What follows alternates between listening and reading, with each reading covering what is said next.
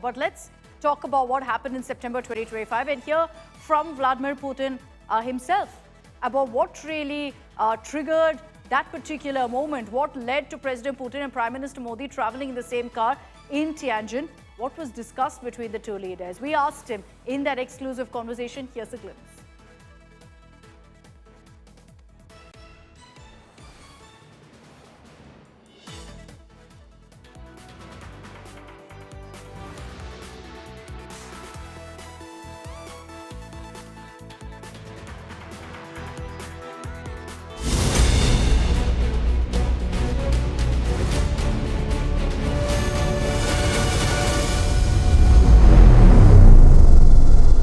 Very interesting question, because when you met Prime Minister Narendra Modi in SCO, and there was this picture and video of you and him going in a car, and we're showing it to our viewers right now.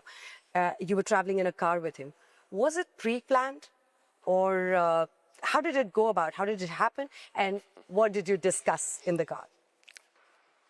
Вы знаете, обсуждали текущие вопросы. We were talking about just the current agenda. It was not pre-planned. We just went outside into the street, and my car was there, and I suggested that we should get together, just, as a sign of friendship, of comradeship. There's nothing, no complicated orchestration, just as friends. We got together in one car and we spoke. Along the road, there was always something to talk about.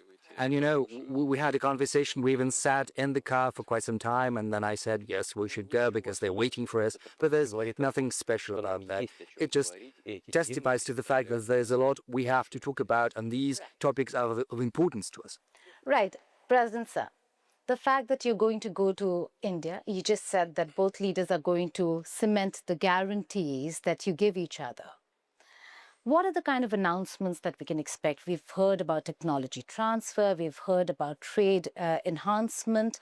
What are the solid announcements during this visit?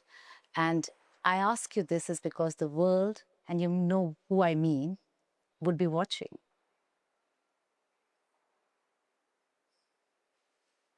Well, the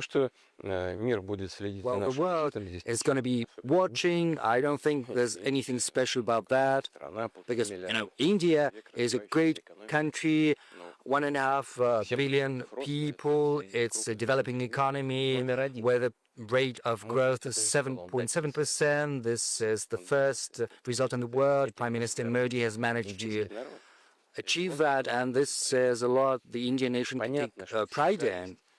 There's a lot to be proud of. Of course, there are always detractors, critics who believe that this can be done better, but that said, the result is evident. We've got a whole plan for cooperation which covers the most important spheres and fields. The most important ones are certainly oriented towards the future, and one of them is high technology.